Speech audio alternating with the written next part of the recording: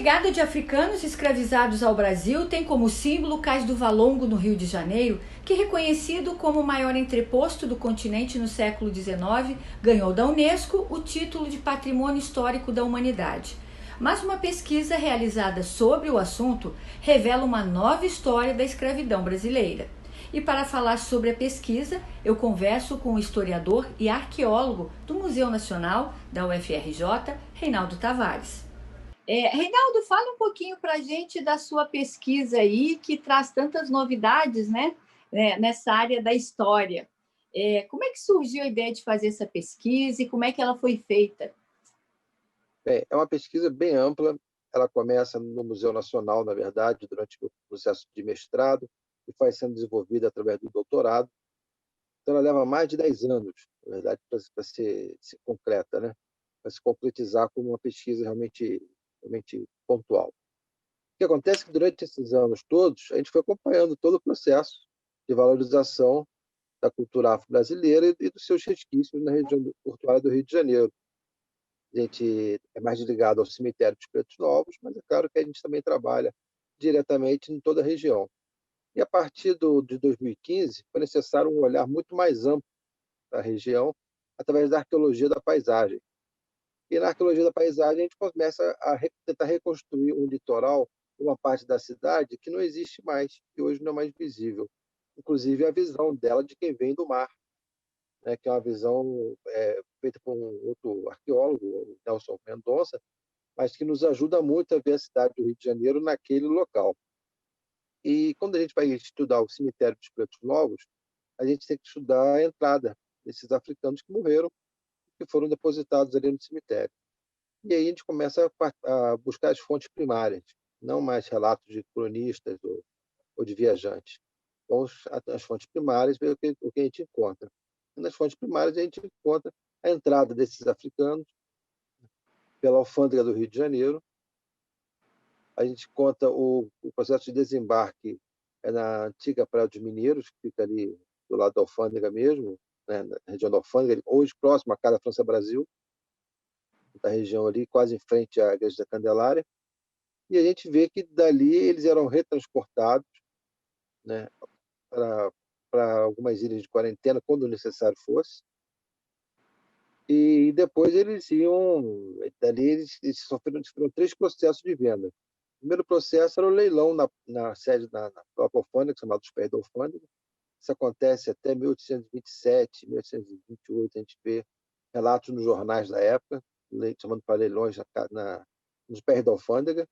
A gente tem, depois dessa data, leilões em lojas que estão na Rua Direita, antiga Rua Direita, que é 1º de março, hoje na cidade do Rio de Janeiro.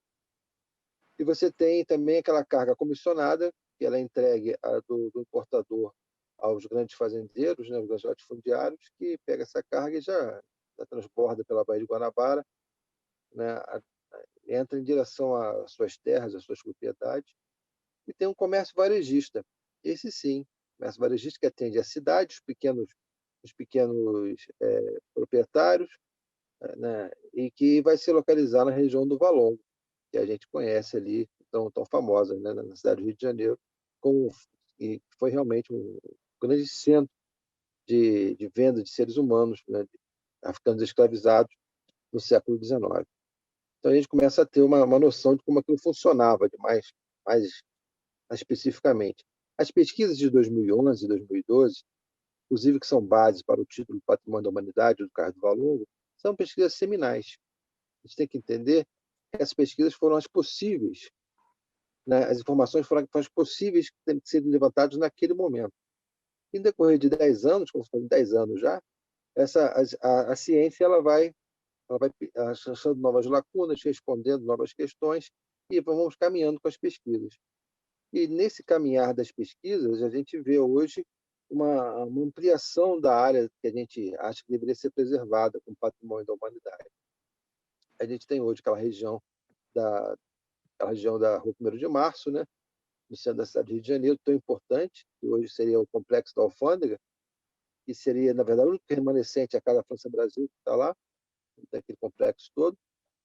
A gente tem também a Igreja da Candelária, que, segundo o reverendo Walsh, que foi um cronista né, do século XIX, quando desembarcavam na Praia dos Mineiros, aqueles que não foram assim, batizados eram batizados ali na Igreja da Candelária. A gente tem todo o complexo escravagista que já é valorado na Sacadura Cabral, né, que é próximo ao Cais do Valongo, né, aqueles casarões ali todos, né? E é claro que a gente tem o próprio cais, que é um cais que ao contrário, ele não perde a sua importância, porque apesar dele não ser mais o cais de chegada, mas ele é o cais de saída Pois é, do. né? Eu até queria falar com você sobre isso. Você trouxe novas coisas novas, né, nesse contexto da história. E quais foram esses impactos aí nos seus estudos, né, nessa história, né? Porque até as pessoas e outros historiadores falam que não podemos tirar, né, a importância do Cais do Valongo, mas o fato é que você traz coisas novas e nunca deixa de dar a importância ao cais, né? Não, ele é extremamente importante, porque é através dele que saíram as rotas, na verdade, de chegada, rotas de diáspora africano para o interior da Baía de Guanabara, que chegavam aos estados de Minas Gerais, né, chegando até a região de Goiás, no interior do Brasil. Então, você tem rotas que nascem dali, daquele pequeno cais, e que sobem o Brasil pelo interior. Atende também a região aqui do Recôncavo da Guanabara, que a gente chamava, na verdade, a cidade de São Gonçalo, a cidade de Niterói, Maricá, da Baixada Fluminense toda, né? Então, você tem ali na verdade, é um cais de saída, é um cais importantíssimo para o processo de diáspora africano. E você está ampliando aquela região. Hoje você tem o Lazareto da Gamboa já identificado, o local onde eles faziam a quarentena no litoral. Você tem as ilhas de Bom Jesus, né, as ilhas das Enxadas, essa das Enxadas hoje pertencente à Marinha do Brasil e a de Bom Jesus, anexada à Ilha do Fundão, que foram locais importantíssimos para o comércio negreiro, já que elas foram as ilhas de quarentena. Enquanto não se fazia uma quarentena no litoral, no Lazareto, essa quarentena era feita nessas ilhas, porque a carga de africanos chegava na Baía de Guanabara, ela era inspecionada, se ela tivesse sem mortes e sem doenças, ela poderia ser descarregada aos pés da alfândega, né, na Praia dos Mineiros, e aquelas que tinham problemas de saúde, elas eram encaminhadas para essas ilhas, e faziam uma quarentena de tempo mínimo de 8 dias, para depois ser novamente apresentado para o processo de descarga, né, dessas apiações. Reinaldo, Reinaldo, e a sua pesquisa ela foi divulgada, né, numa revista americana. Como é que foi a repercussão e como é que está sendo a repercussão, né, dessa pesquisa? Que traz muitas coisas novas, né, digamos assim, para a história. A Latin American Archaeology, de Cambridge, né, ela é uma das revistas mais importantes de arqueologia do mundo. Né? Na verdade, ela é difícil para nós brasileiros fazer uma publicação de tanta referência, tanta importância, até porque ela passa por vários parecistas e vários filtros, né, até ela poder realmente ser publicada. Mas é uma pesquisa que realmente ela foi feita sobre fontes primárias, uma pesquisa realmente bem consolidada e que não é só minha, né? Na verdade, ela também faz parte da equipe, a professora Andréa Lima, perdão, Andréa Pinto, né? E a professora Cláudia Rodrigues, que também eram minhas orientandas lá do Museu Nacional. São pesquisadoras de grande renome internacional, já com grande experiência, e que me ajudaram também nesse processo de identificação. Então, você tem, além do meu nome, você tem dois nomes de peso da arqueologia brasileira, trabalhando junto, né? E revisando, vendo os dados, trabalhando direitinho, filtrando e realmente tirando aquilo que era espúrio, né? E aprimorando a pesquisa.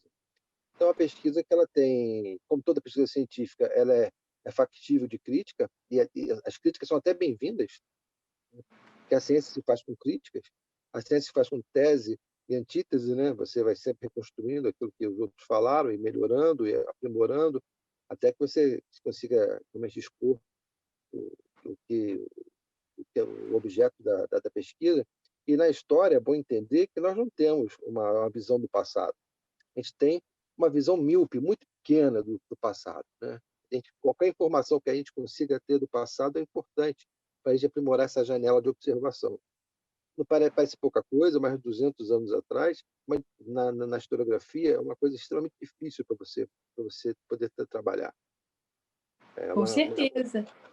é uma, E é a uma, receptividade, então, está sendo a melhor possível também, né? Apesar das críticas, como você falou, tem as críticas e também ela é bem-vinda porque traz coisas novas e importantes para a história, né? sim, a ciência é assim, né? Através do artigo publicado, outro pesquisador, poxa, mas eu acho que está faltando alguma coisa aqui, e levanta uma questão, suscita um tema, e outro já faz outra pesquisa, e assim vai crescendo conhecimento sobre aquele objeto de pesquisa. Nosso objeto é a cidade do Rio de Janeiro, é o processo escravagista da cidade do Rio de Janeiro, é o bairro escravagista do Valongo, né?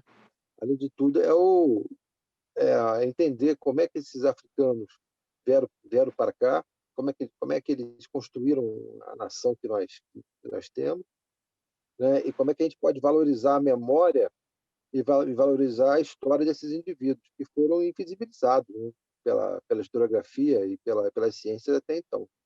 É muito fácil eu falar para um afro-brasileiro que na verdade, descendente de escravos, mas, na verdade, eles são descendentes de reis, são descendentes de príncipes, descendentes de soldados, descendentes de pais, mães, cidadão. Né?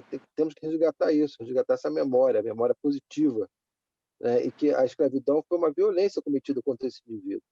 Aí sim, a escravidão ela tem que ser não vista e rememorada como uma celebração, mas sim como uma denúncia, que é importantíssimo denunciar a escravidão e para que nunca mais a gente tenha um mercado de escravos e para que nunca mais a gente tenha um cemitério de escravos no Rio de Janeiro.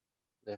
É importantíssimo isso. A escravidão ela tem que ser lembrada para ser denunciada. É importante denunciar esse crime contra a humanidade.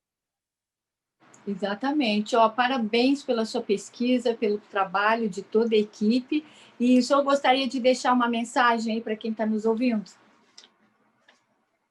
A mensagem é que estamos num momento difícil, né, do nosso país.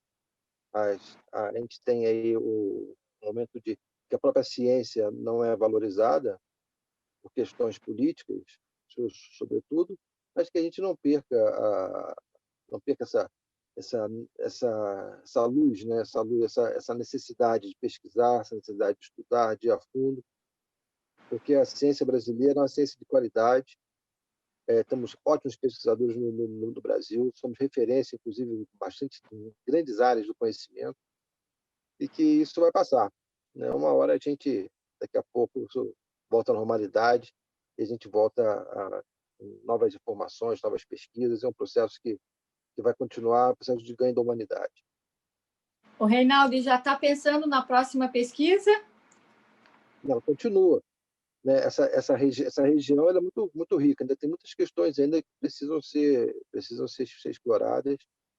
Eu tenho questões importantes agora, que são as rotas comerciais dentro da Baía de Guanabara, essas rotas do comércio negreiro, onde eram os pontos de novos mercados internos dentro da Baía de Guanabara. Estamos identificando as rotas até o interior do país e com os pequenos portos de chegada, com os pequenos trapiches, os pequenos comércios negreiros, e assim a gente vai mapeando por onde essa população africana passou e, na verdade, o Brasil que ela construiu. Isso aí para a gente acho que é a pesquisa para a vida toda. Ok, Reinaldo, muito obrigada aqui pela sua disponibilidade, pela sua entrevista e parabéns aí pelo trabalho. Muito obrigado, estou à disposição. Qualquer coisa, estamos aí.